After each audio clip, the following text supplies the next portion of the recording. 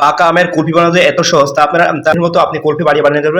এই যে দেখেন, প্রথমে আমি 3 কাপ পরিমাণ 3 গ্লাস দুধ নিচ্ছি। 3 গ্লাস দুধ নিয়ে চুলার হিটে মোটামুটি মাঝারি টাইপের হিট দিচ্ছি। হিট দিয়ে আস্তে আস্তে আমি নাড়তে যাচ্ছি। নাড়তে এটা একটা সময় প্রায় 2 গ্লাস হয়ে যাবে।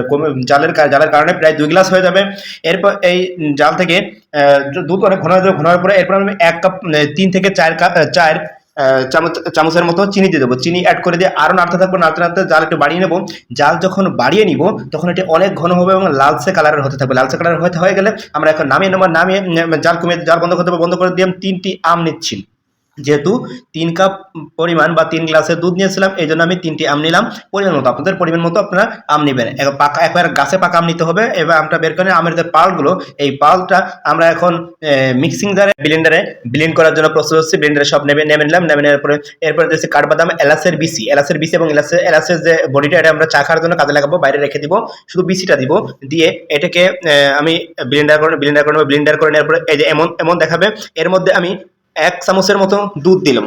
1 চামচের মতো দুধ মিক্স করে আর একটু ব্লেন্ড করে দিয়ে পুরো মিশ্রণটাকে অ্যাড করে নিয়ে এইবার এটাকে আমি নামিয়ে নিব।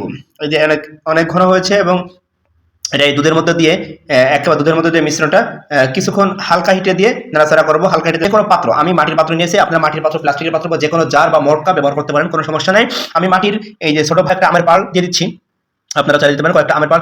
এবার যতটুকু বেশ আমি 4টে ভরলাম। 4টে ভরার পরে এতে একেবারে মোড়ক দিয়ে উপরে বেঁধে দেবো। মোড়ক দিয়ে একবার মেরে বেঁধে দিচ্ছি। আর যেটুকু বেঁচে গিয়েছিলো ওটাও আমি ওই যে পাতিলে নিয়ে নিলাম, প্লেটে নিয়ে নিচ্ছি। প্লেটে নেওয়ার পরে এটা আমি ওই একই প্রক্রিয়ায় আমের কুচি এবং পেস্তা দিলাম। পেস্তা দিয়ে মোড়ক এটাও বেঁধে দেবো। বেঁধে আমরা এখন ডিপ ফ্রিজে রাখবো পুরো 12 থেকে 24 ঘন্টা। 12 ঘন্টা রাখলেই হবে। যদি রাতে বানান তাহলে সকালে বের করতে পারবেন, সকালে বানালে রাতে বের করবেন।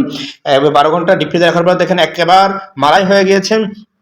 খাইতে দুর্দান্ত স্বাদ। এটা অবশ্য বলার অপেক্ষা রাখে না। অবশ্যই এই ভিডিওটা যদি আপনারা মজা পেয়ে থাকেন, আনন্দ পেয়ে থাকেন, তাহলে এরকম ভিডিও যদি আপনারা চান অবশ্যই কমেন্টস করবেন। আপনাদের কমেন্টস অনুযায়ী কিন্তু আমরা নিত্য নতুন শিক্ষামূলক ভিডিও নিয়ে আসি। আর লাইক, শেয়ার, কমেন্টস সেভ করতে ভুলবেন না। আর যদি দেখে থাকেন এই ভিডিওটি পেজটি ফলো করবেন। যদি দেখেন চ্যানেল থেকে সাবস্ক্রাইব করবেন এবং বেল আইকনটি প্রেস করে দিয়ে আমাদের সাথেই থাকবেন এবং এরকম ইন্টারেস্টিং ভিডিও পাওয়ার জন্য আমাদেরকে উৎসাহ প্রদান করুন। এই ভিডিওটা সম্পূর্ণ দেখার জন্য আপনাদেরকে অসংখ্য ধন্যবাদ। নতুন ভিডিও আসা পর্যন্ত আপনার